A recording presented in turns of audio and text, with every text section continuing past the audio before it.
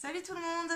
Et bien du coup, aujourd'hui on va partir sur un super lieu d'Urbex que ça fait presque un an qu'on a envie d'y aller absolument. On y tient beaucoup à aller sur ce site.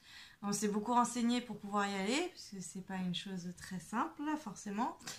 Donc voilà, donc ça va être sûrement notre plus gros projet, on va dire, d'Urbex qu'on a fait jusqu'ici, même si on a vu quand même les forges qui étaient aussi très impressionnantes. Et du coup, donc, bah voilà, on est parti pour aller voir ce château abandonné. Je vous raconterai toute l'histoire sur le lieu du site, etc. Et de plus, je sais que le château a appartenu pendant un temps à mes ancêtres. Du coup, bah, ça m'intéresse deux fois plus d'aller sur le site pour le découvrir avec vous.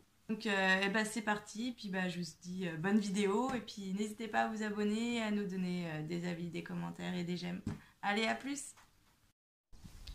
Salut à tous, une nouvelle vidéo pour BG Alex. Voilà, on est sur un nouveau spot d'Urbex. Donc voilà, on va faire un petit tour du lieu. Je vous raconterai l'histoire un petit peu plus tard pendant la visite. Bonne visite!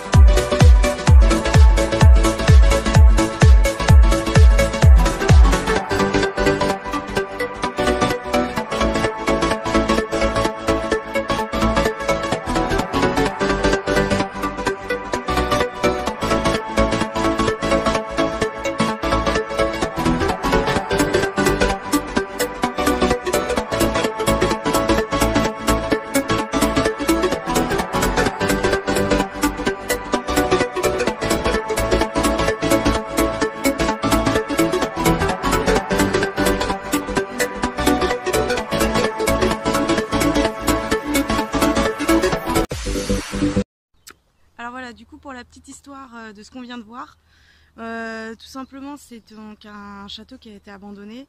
Il se trouve près d'un aéroport. Pour les connaisseurs, vous allez vite savoir où c'est. Le château a été construit en 1864. À la base, à l'origine, tout ça, tout le domaine était une ferme. Puis ensuite, ça a été un château qui, pendant la guerre de Vendée, a brûlé. Du coup, c'est Paul Reynaud qui a racheté tout le domaine. Il y a à peu près 110 hectares de parc.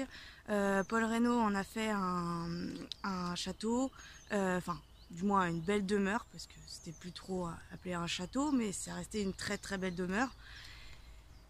En 1933, il y a un aéroport qui donc est construit juste à côté du château et qui entre autres récupère une cinquantaine d'hectares de terrain de la demeure de Paul Reynaud.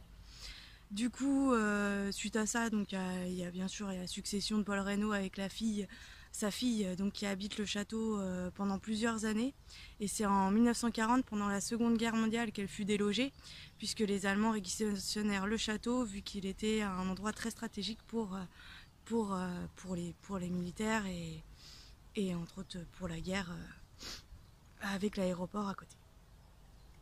Faut savoir aussi que le domaine a servi de décor de film en 1987. Bon, je vous dirai pas c'est quel film, mais voilà, il a aussi servi en décor de film.